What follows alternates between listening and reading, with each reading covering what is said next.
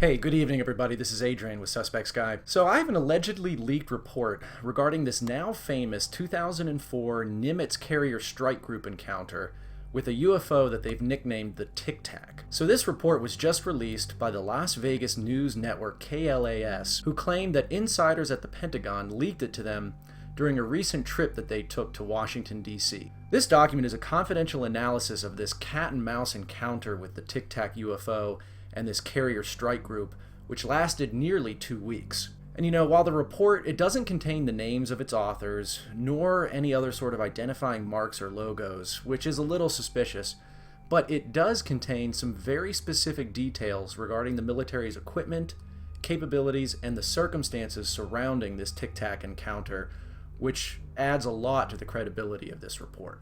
This report is a complete debriefing analysis of the encounter, including the attempted intercept of the Tic Tac UFO by 2 F-18s returning from a training flight exercise.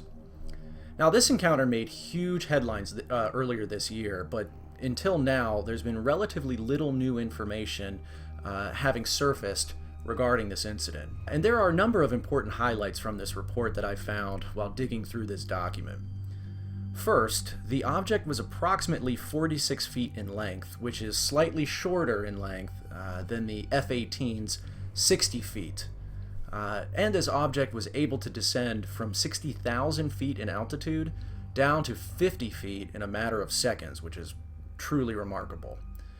The object is also reported to have been completely solid white in color, totally uniform in color, with no discernible edges, pylons, wings, or other types of nacelles.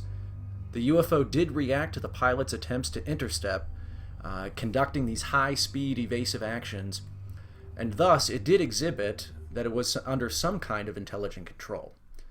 The F-18s were able to view the Tic Tac UFO both visually and using their FLIR cameras. This is a type of infrared detection camera. However, radar locks were impossible despite the relatively short distance between the intercepting F-18s and the UFO.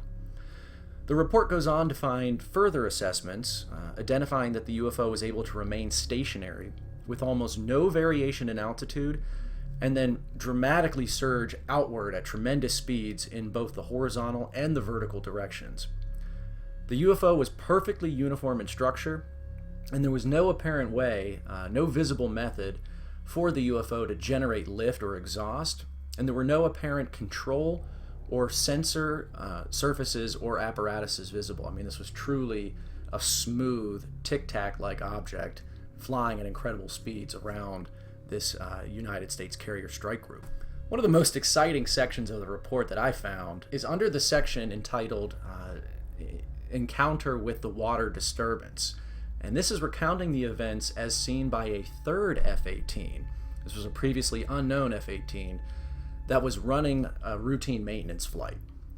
This third F-18 confirmed radar tracking of the 2 F-18s that were pursuing the UFO, and then this third F-18 then observed a strange disturbance in the ocean below that appeared to be the swelling and breaking of water, as they report, as if an object was either rising out of or descending into the water underneath it. This third F-18 was not able to identify any object submerging into or rising out of the ocean water below. And the report concludes that it is very possible that there was a second UFO in the area during the incident, and that these craft possess both some type of cloaking technology and the ability to rapidly enter or exit the ocean surface, serving as both a dual submersible and aerial vehicle. So I thought this was a great report. This just came out a few days ago, about 3 days ago, and I highly encourage the audience to check out the links in the description below, do a little bit of investigation on your own. I find this to be a relatively credible accounting of the events that took place. They use a lot of military terminology that the typical layperson or news reporter or whatever probably would not be able to fake.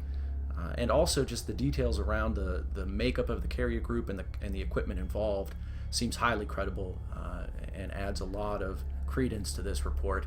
I'd like to thank the audience for listening, and in particular Caroline for sending in this report, and remind everyone that we are living in some really interesting times right now. Until next time, this is SuspectSky signing off.